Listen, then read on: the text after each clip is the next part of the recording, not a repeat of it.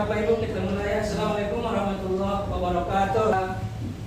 Sebentar untuk berbagi dan juga untuk mensosialisasikan Permendikbud yang akan saya sampaikan kepada Bapak dan Ibu para peserta, dan saya akan memberikan apresiasi nanti bagi yang menjawab. Kemudian, apa itu bullying? Bullying itu adalah perilaku menindas. Ini yang saya kasih warna ini. Kemudian merendahkan yang dilakukan berulang kali. Bullying dapat berupa fisik, verbal, atau siber. Jadi yang dua ini memang perbuatan yang negatif ini. Kalau sudah menindas orang lain, ya ini kan pembunuhan karakter. Makanya kita melihat di berita, di televisi, ada yang meninggal dunia gara-gara bullying, kan begitu. Ada yang kakak kelasnya melakukan kakak kelasnya, ada bullying karena kelompok-kelompok. Maka ini dia, menindas, merendahkan yang dilakukan berulang kali. Jadi tidak satu kali aja, berulang-ulang. Hari ini dia lakukan, mungkin minggu depan, bulan depan masih dilakukan pekerjaan yang menindas dan juga merendahkan. Kemudian dampak bullying dapat menyebabkan, ini dia dampaknya kalau ada bullying itu di sekolah. Yang pertama, trauma psikologis ini banyak. Ada temannya yang agak kaya di kelas itu, dia iri, dibulinya kan gitu, dia berani gitu kan. Kemudian pentingnya keterlibatan orang tua. Orang tua juga harus ikut serta mengantisipasi, termasuk juga pelatihan kita untuk sosialisasi ini. Apa bentuk-bentuk bullying itu. Kemudian mengadakan sosialisasi, mengedepankan keberagaman. Jadi kepada orang tua, kepada guru, kepada siswa, kita harus mensosialisasikan apa itu bullying. Insyaallah di Jumat nanti bersama Ibu Asri Fortuana akan mensosialisasikan di masjid dengan anak-anak kita gitu. Kemudian mengatasi bullying. Ini kalau kita lihat memang gambar seperti ini ngeri kan begitu.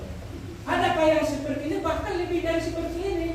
Kalau kita melihat kemarin yang terakhir laporan di media sosial yang SMP itu membuli temannya itu sampai meninggal dunia, itu kan mereka rame-rame. Ini masih 1 lawan 1 ini. Tapi karena apa yang terjadi di sini, ini kan lebih besar badannya, lebih kuat. Jadi biasanya bully itu memang menindak orang yang agak lemah dari dia gitu. Itu bully itu. Kalau yang lemah membuli yang lebih kuat itu jarang, karena dia takut. Nah, jadi penindasan itu termasuk itu dia. Orang yang kuat menindas orang yang lebih lemah gitu. Kalau dia melihat badan temannya agak besar, berani dia bully itu. Coba kita lihat anak kelas 1 mana berani dia bully anak kelas 6. Karena di situ ada power kelas 6 lebih kuat, sementara kelas rendah dia lebih lemah gitu. Jadi ini tindakan tegas dari pihak sekolah. Kita tidak boleh membiarkan sedikit pun bully itu terjadi di sekolah kita. Kalau ada, kita nanti melapor ke tim Satgas untuk pemberantasan bully. Ada nanti tim-timnya akan kita buat SK-nya. Kemudian dukungan psikologis bagi korban. Korban yang kena bully itu harus kita dampingi bagaimana mengembalikan perasaan dia itu supaya tidak selalu trauma. Itu harus kita bantu dia dengan bantuan psikolog, bisa juga dengan bantuan pendekatan kita sebagai wali kelas, bisa juga sebagai tim Satgas, bisa juga. Kemudian pendampingan bagi pelaku untuk mengubah perilakunya. Yang melakukan bullying itu juga kita dampingi. Dua-duanya, korban kita dampingi, pelaku juga kita dampingi. Pelaku ini untuk apa didampingi? Supaya dia mengubah perilaku. Itu. Jadi yang bagi korban nanti supaya dia termotivasi kembali. Bagi pelaku ini mengubah. Kata kuncinya mengubah perilaku bullying itu tidak terulang lagi. Ini selanjutnya Bapak dan Ibu bentuk-bentuk. Mau pakai mic ada nih? Ini boleh. Assalamualaikum warahmatullahi wabarakatuh. Baik, saya akan mencoba menjawab dari pertanyaan Bapak Kepala Sekolah kita, yaitu apa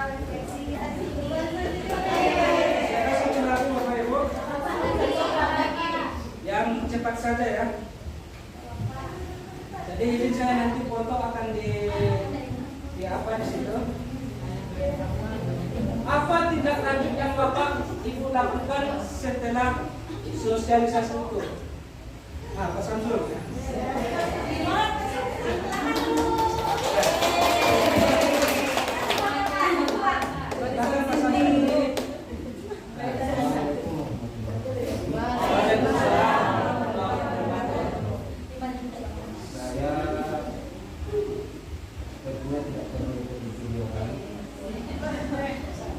Saya tidak menjawab dengan pertanyaan ini. Saya sekedar ingin berbagi kepada kita semua bahwa apa yang kita hadapi sekarang ini tentang pendidikan sungguh sudah sampai kepada titik yang terlalu baik. Kenapa istilah bullying itu?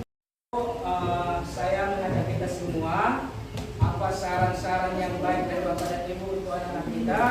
Saya apresiasi sudah banyak peningkatan di segi akhlak, tapi apa yang disarankan oleh Pak Samsul tadi, akhlak itu dan juga waktunya itu tadi, waktunya 5 menit menjelang kita mulai pembelajaran, ada nilai-nilai karakter terlebih dahulu. Karena terima kasih, mohon maaf, kita tutup dengan doa kafaratul majelis. Assalamualaikum warahmatullahi wabarakatuh. Ini sekedar Ia harus menginterogasi anak ini di kelas langsung. Kita menghindari bullying maksudnya ini. Atau kita membawa anak ini ke kantor, di sana ada guru-guru. Atau kita bawa anak di ruang khusus yang ada hanya guru dan anak. jelas detail dijelaskan, sudah saya download, namun tentunya nanti akan saya share itu. Salah satunya memberikan punishment itu terhadap anak, jangan sempat menjatuhkan harga diri dia di depan teman-temannya. Ini salah satu. Jadi tim itu nanti kita bentuk. Motivasi belajarnya juga nggak akan terkontrol. Dan semangat dia lagi belajar, istilahnya apa lah itu? Ya hampir bisa jadi kalau dia putus asa, kadang mau jadi bunuh diri. Ya, itulah orang yang kena bullying itu. Depresi segala macam. Kemudian isolasi sosial pada korban isolasi itu dia sudah tertutup, tidak mau lagi mau bergabung dengan. Endanya ada ini, langsung dulu.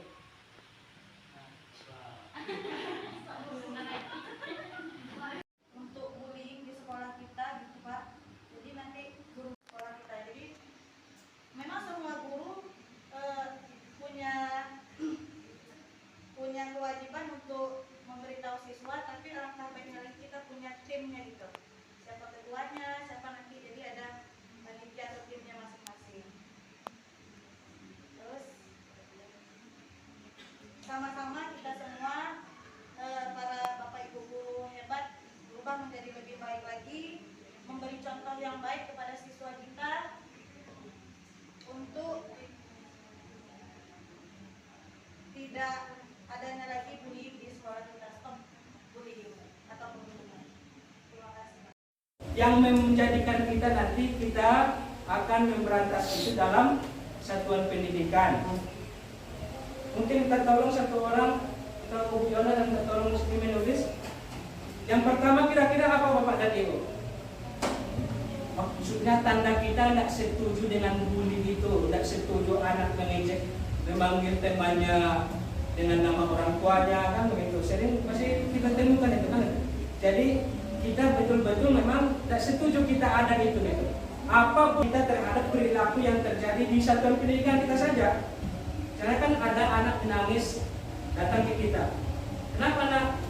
Ya Pak, sibuknya mama saya Pak. Sama mama saya sibuknya, padahal mama saya bukan itu Pak. Ya, jadi udah naknya nanti Bapak panggil dia ya. Jangan hanya sekedar sisi saja. Jadi untuk menyetop itu tadi, kira-kira apa perkataan yang akan kita utarakan dalam sehelai kertas ini? Silakan dari ibu-ibu, dari wali kelas, satu dari Bujana, ya. Ya kata-kata nanti kita tolong untuk tuliskan nomor 1. Jadi judulnya kesepakatan. Dia yang penting bisa dibaca.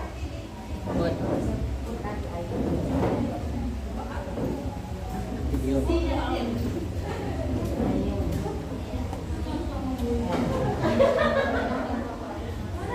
Mana nak beli tu pujian tu. Sisi cantik.